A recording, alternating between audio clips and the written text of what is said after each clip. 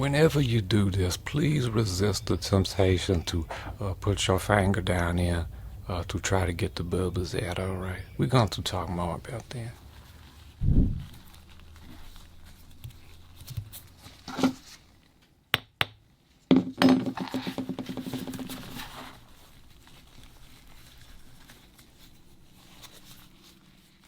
Now I can already see some couple three problems with the moles as it is, but that's what it turned out like right there.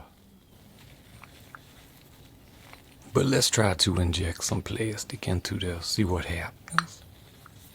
Now remember that even though you might be injecting plastic that might have a 400 degree, around that a melting point, into a pewter mold, that is on the dangerous side of things, all right? It ain't going to immediately just melt or nothing. The heat has to transfer, to conduct, and to build up to actually get the temperature of the mold to there. But Craftsman knows from experience with metal molds, although they conduct differently, aluminum molds sometimes get up to 150 or something, degrees, and I might have to cool them down. If I was using a pewter mold, I would probably have me some water nearby and would feel more comfortable cooling that mold off every couple of shots, This particular material is a thermoplastic elastomer that melts between 360 to 370 degrees, and I like it because it's rubber, flexible and tough, and it's orange color right there.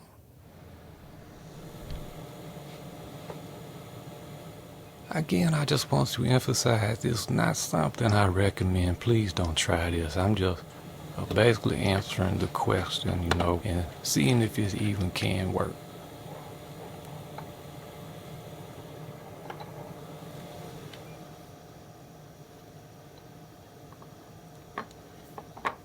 Alright, so we got us a part.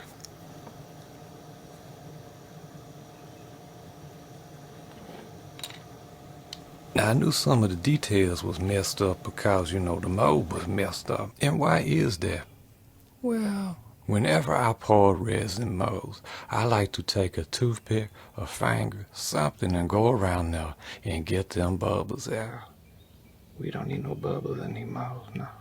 Or either put it in the pressure pot, but that's not really for me an option with pewter, either one of them. But we can see these rounded edges right there. And that's all because that thing did not flush, the metal did not push into them corners, is really what happened. Is it possible to take a piece of metal or something? Yeah, maybe, probably, I don't know. But I just really don't feel safe using pewter. An alternative that is much better would be to use aluminum if you want to pour your mold. I'm not so much a big fan of poured molds because it tends to give a pitted sort of texture because the metal is pitted. Now you can do some filler, aluminum, high heat, aluminum epoxy filler and get you a smooth surface. So going forward, Craftsman's two options that I look at is, if I need to make buku or something, I'm going to have a metal mold CNC'd out of aluminum. And if I want to do a more shorter run, then I'm just going to 3D print it with Soraya Sculpt or Soraya Clear 3D print resin.